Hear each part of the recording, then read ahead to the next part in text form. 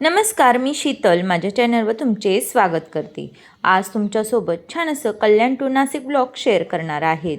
पूर्ण हा ब्लॉग ट्रॅव्हलिंगचा असणार आहे आणि तुम्हाला रस्त्यामध्ये काय काय परिस्थिती आहे, तसेच वातावरण कसं आहे आणि पाऊस आहे की नाही, तसेच बरंच काही तुमच्यासोबत शेअर करणार आहेत। तर चला तर मग आपण व्हिडिओला सुरुवात करूया। या ठिकाणी तुम्ही बघतच असाल की बऱ्याच कल्याणला राहणाऱ्या लोकांच्या लक्षातही आले असेल की हे ठिकाण कुठलं आहे। तर हा ब्रिज जो दिसत आहे तो गांधारी ब्रिज आहे। आम्ही कल्याणवरून नाशिकला जाण्यासाठी बापगाव मार्गे जात असतो। तर या ठिकाणी बघा गांधारी ब्रिज आहे आणि या खाडीला भरपूर असं पाणी आहे, कारण 4 ते 5 दिवसापासून पाऊस हा मोठ्या प्रमाणात चालू आहे। तर खाडीला पाणीही भरपूर होतं आणि वातावरणही खूप सुंदर होतं। सायंकाळचे 5 वाजलेले होते आणि अशा प्रकारे सगळीकडे छान असं हिरवंगार दिसत होतं आणि वातावरणही पावसाळी असं झालेलं होतं। पाऊस पडेल असल्याने भरपूर ठिकाणी अशा प्रकारे पाणी साचलेलं होतं। तसेच तुम्ही बघत असाल रस्त्याच्या दोन्ही साईडने पाणी हे किती प्रमाणात हे साचलेलं आहे।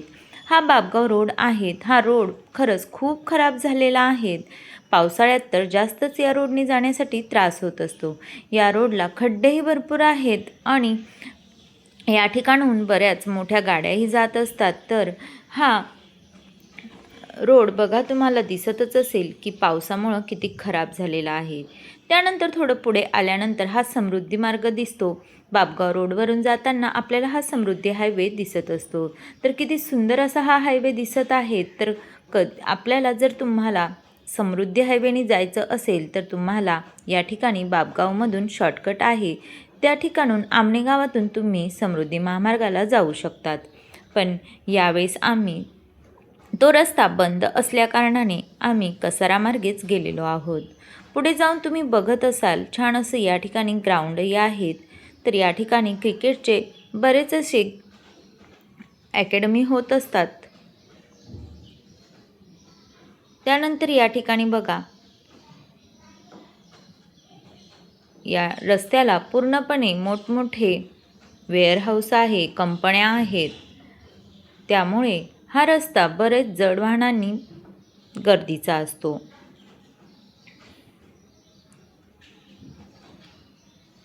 त्यानंतर आम्ही हायवेला लागलो आणि या ठिकाणी बघा आपला नाशिक हायवे चालू झालेला आहे। नाशिक हायवेला जाताना गर्दी भरपूर असते, कारण या ठिकाणी मोठमोठे वेअरहाऊस, कंपन्या असे बरेच काही असल्याकारणाने या ठिकाणी मोठे वाहनही भरपूर असतात। तुम्हाला दिसतच असेल की पावसामुळे सगळीकडे हिरवगार हे वातावरण झालेलं होतं। त्यानंतर हा आपल्याला पडघ्याचा टोल नाका लागलेला आहे। समृद्धी हायवे झाल्याने या रोडला गर्दीही थोडी कमी जाणवते। नाहीतर पहिले पावसाळ्यात या रोडने जर जायचं ठरलं तर आपल्याला ट्रॅफिकमध्येच 3-4 तास लागत असे। पण समृद्धी हायवे झाल्यामुळं या रोडने आपल्याला जास्त ट्रॅफिकही लागत नाही। पडघ्याच्या या ठिकाणी थोडीशी ट्रॅफिक असते, कारण की या ठिकाणी बरीच अशी गर्दी असते।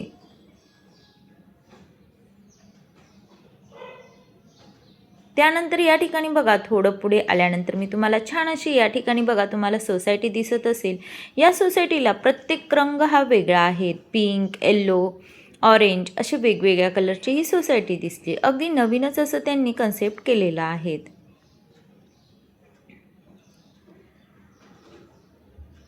जाताना वातावरण बघा किती सुंदर होतं। रस्त्याच्या दोन्ही साईडने छान असं हिरवगार वातावरण होतं आणि या वातावरणात फिरायलाही खूप मजा येत असते, कारण आपल्याला गरमीचाही त्रास होत नसतो आणि छान असं थंडगार वातावरण असल्याने मुलंही त्रास देत नसतात आणि बाहेर बघण्यासाठी निसर्गही खूप सुंदर असतो।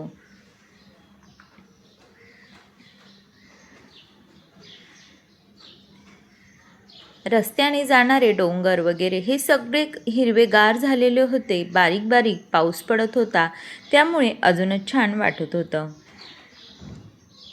पाऊस हा भरपूर प्रमाणात झालेला असल्याने तुम्हाला या ठिकाणी दिसत असेल की रस्ता हा पूर्ण पाण्याने भरलेला आहेत आणि खड्डेही भरपूर पडलेले आहेत, त्यामुळे ट्रॅव्हलिंग करण्यास थोडासा त्रास जाणवतो. टू व्हीलरवाल्यांना तर खूपच त्रास जाणवतो. तर पावसामुळे सगळीकडचेच रस्ते हे खूपच खराब झालेले आहेत. रस्त्याचे कामही चालू असल्याने बऱ्याच जागोजागी आपल्याला ट्रॅफिकही जाणवते.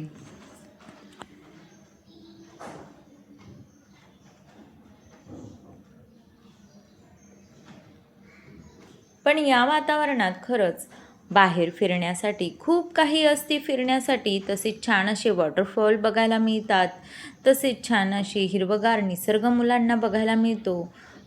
अगदी छान असं वातावरण झालेलं असतं आणि मुलंही आपल्या निसर्गाशी ओळख करण्यासाठी आपण बाहेरही गेलंच पाहिजे. मुलांनाही छान असा निसर्गही आपल्याला दाखवला पाहिजे. या ठिकाणी बघा किती छान असं हिरवगार सगळीकडे दिसत आहेत.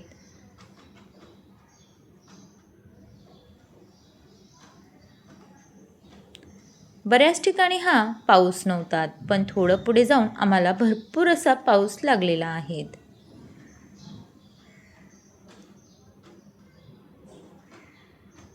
या ठिकाणी बघा आसनगावच्या स्टॉपला उतरून तुम्ही मानस मंदिरात जाऊ शकतात. हे आपलं छान मोठं असं जोंधळे कॉलेज आहेत. आसनगावला बरेच जण या कॉलेजला ॲडमिशन घेत असतात आणि खरंच हे खूप मोठं कॉलेज आहे आणि या ठिकाणी सर्व डिग्र्या घेतल्या जातात. त्यानंतर बघा शहापूरचं नवीनच झालेलं हे डीमार्ट आहे. डीमार्ट हे आजकाल सगळीकडेच छोट्या मोठ्या शहरात गावोगावीच होत आहेत. तर शहापूरचं डीमार्टही आत्ताच झालेलं आहे.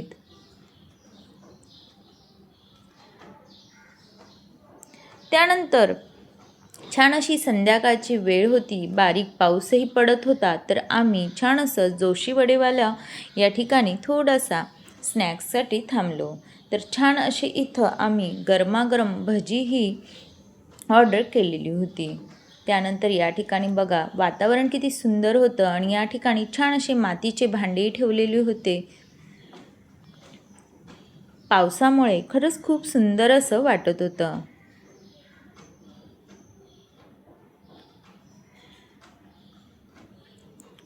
बऱ्याच प्रकारचा नाश्ता या ठिकाणी मिळतो.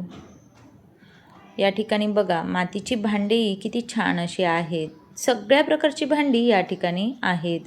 बसण्यासाठी छान असं सिटिंग एरियाही केलेला आहे.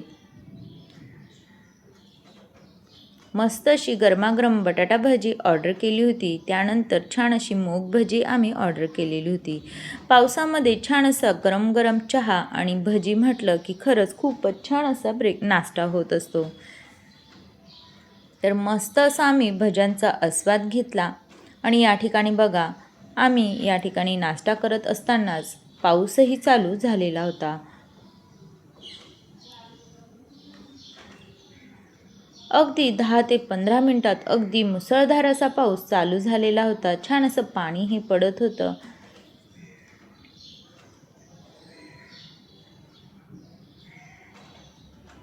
तर या पावसातच आम्ही पुढे जाण्यास निघालो. तर जोशीवडेवाला हॉटेलपासून आम्हाला पूर्णपणे इगतपुरी घोटीपर्यंत पाऊस लागलेला आहे. या ठिकाणी बघा मागे वातावरण किती कोरडं होतं आणि या ठिकाणी बघा किती मुसळधार असा पाऊस आहे. काही ठिकाणी पाऊस होता, काही ठिकाणी पाऊस नव्हता. तर वातावरण बघा किती सुंदर असं झालेलं होतं. आकाशामध्ये खरंच खूप छान असं वाटत होतं. धुकंही भरपूर होतं आणि जे तुम्हाला कॅमेऱ्यात दिसत नसेल तसं रिअलमध्ये हे खरंच खूप सुंदर असं दिसत होतं. खरंच अशा वातावरणात बाहेर फिरायला जाण्याची मजाच खूप वेगळी असते.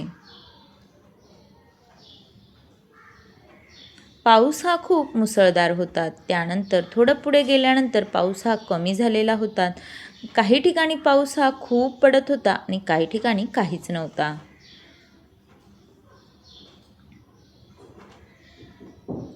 त्यानंतर बघा छान असे आता आपल्याला वॉटरफॉल हे लागणार आहेत, कारण कसारा घाट हा चालू झाला की छान असे छोटे छोटे वॉटरफॉल आपल्याला बघायला मिळतात.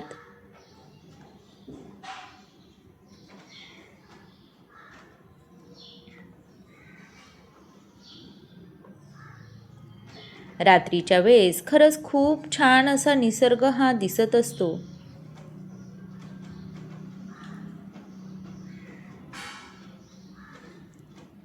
कसारा घाट चालू व्हायच्या आधी छान असे छोटेसे भजीचे चहा भजी अशी ब्रेकफास्टसाठी या ठिकाणी हॉटेल्स आहेत. तर तुम्ही छान असं गरमागरम भजींचा आस्वाद हा नक्कीच घेऊ शकता. या ठिकाणी बघा कसारा घाट चालू व्हायच्या आधी हा कृष्णम हॉटेल आहे. हेही हॉटेल न्यू झालेलं आहे आणि खरंच खूप छान अशी या हॉटेलची टेस्ट आहे. या ठिकाणी तुम्ही फूड जर ट्राय केलं नसेल तर नक्कीच तुम्ही ट्राय करू शकतात. त्यानंतर बघा आपला कसारा घाट हा सुरू झालेला आहे.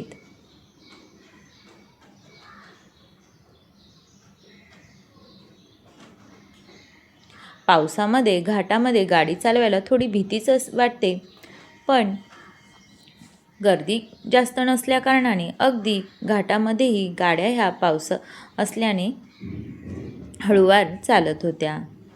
या ठिकाणी बघा आपल्याला जागजागी असे वॉटरफॉल बघायला मिळणार आहेत. किती सुंदर असे हे वॉटरफॉल आहेत आणि खरंच पावसाळ्यात असे वॉटरफॉल बघायला तसेच त्या ठिकाणी खेळायला मजाही खूप छान येते.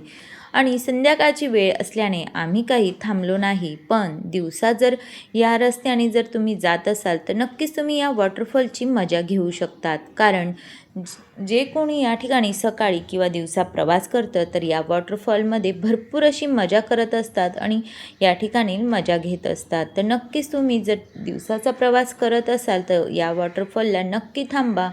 छान अशी लहान मुलांनाही पावसामध्ये या ठिकाणी खेळू द्यात. खरंच खूप छान असा मुलांनाही आनंद मिळतो. संध्याकाळची वेळ असल्याकारणाने कुणीही या ठिकाणी थांबत नव्हतं, कारण संध्याकाळचे 7 वाजत आलेले होते. त्यामुळे रात्रीचं घाटात थांबणेही योग्य नसते.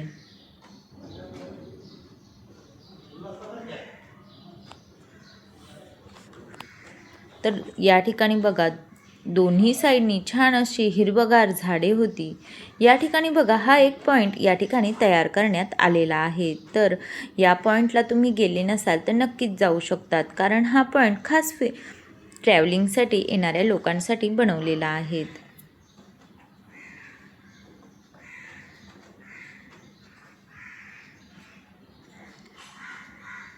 तर याच ठिकाणी बघा खोल अशी दर्या आहेत आणि पूर्णपणे धुका आहेत. काहीच असं दिसत नाही आहे. अगदी छान असं वाटत होतं आणि निसर्ग तर खरंच खूप सुंदर वाटत होता. तुम्हाला कॅमेऱ्यामध्ये जेवढं छान हे दिसत नसेल तेवढं रिअल हे खूप सुंदर असं दिसत होतं. इगतपुरी म्हटलं की धुकं हे आलंच. इगतपुरीला फॉग सिटीही म्हटले जाते. या ठिकाणी घाट संपल्यानंतर या ठिकाणी छान असं घंटाळा देवीचं मंदिर आहे. त्या ठिकाणी तुम्ही दर्शनासाठी थांबू शकतात. नवरात्रामध्ये त्या ठिकाणी भरपूर अशी गर्दी असते. या ठिकाणी बघा फॉग सिटी म्हटल्या जाणाऱ्या इगतपुरीला किती छान असा फॉग हा आलेला होता. कॅमेऱ्यामध्ये जेवढा कॅच झालेला नाही तेवढा रिअलमध्ये तो खूप सुरेख असा दिसत होता.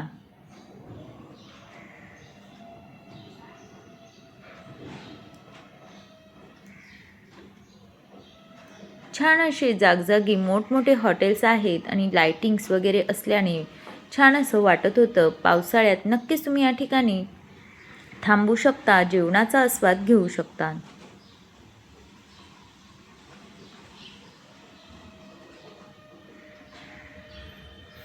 इगतपुरीमध्ये छान असं थांबण्यासाठी मोठमोठे रिसॉर्ट आहेत. बरेच जण पावसाळ्यामध्ये इगतपुरीमध्ये स्टेसाठी येत असतात. इगतपुरीपासूनच आपल्याला छान असं भंडारदऱ्याला फिरण्यासाठी जाऊ शकतो आणि भंडारदऱ्यालाही खूप छान असे वॉटरफॉल आहेत आणि त्या ठिकाणी मोठमोठे रिसॉर्ट आहेत. तर त्या ठिकाणी तुम्ही नक्कीच 2 ते 3 दिवस ट्रिप ही करू शकतात आणि खरंच खूप मजा येते पावसाळ्यामध्ये. तुम्ही जर कधी भंडारदऱ्याला आले नसाल तर नक्कीच तुम्ही या ठिकाणी येऊ शकतात आणि इगतपुरीला तुम्ही स्टे करू शकतात आणि मस्त असा फॉगचा आनंद घेऊ शकतात.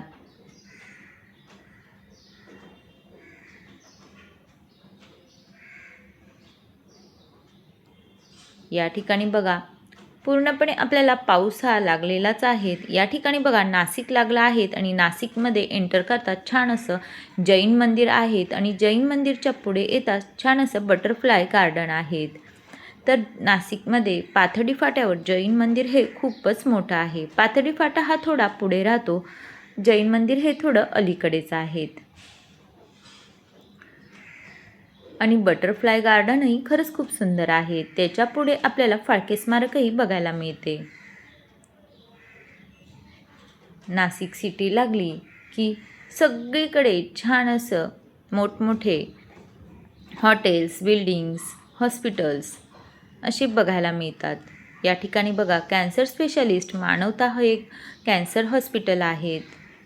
बऱ्याच लोकांना मुंबईला इलाज करण्यासाठी राहण्याची सोय नसते, तर नाशिकमध्ये आपल्याला छान असं एक मोठं हॉस्पिटल हे तयार झालेलं आहे. त्यानंतर या ठिकाणी बघा बळी महाराजाचं मंदिर आहे. बळी महाराजाचं मंदिर हे कुठेच बघायला मिळत नाही, ते मंदिर नाशिकमध्ये आहे. तुम्ही जर कधी बळी महाराजाला गेले नसाल तर नाशिकमध्ये या ठिकाणी नक्कीच येऊ शकतात. दिवाळीमध्ये बलिप्रतिपदा जो सण आपण सेलिब्रेट करत असतो, तर या मंदिरात खूपच गर्दी असते. एकच मंदिर हे आपल्या पूर्ण या ठिकाणी आहेत. तर हा बळी महाराज मंदिर चौक आहेत. या ठिकाणी बघा कुंभमेळा येत असल्याने छान असं या ठिकाणी प्रिंटिंग केली जात आहेत.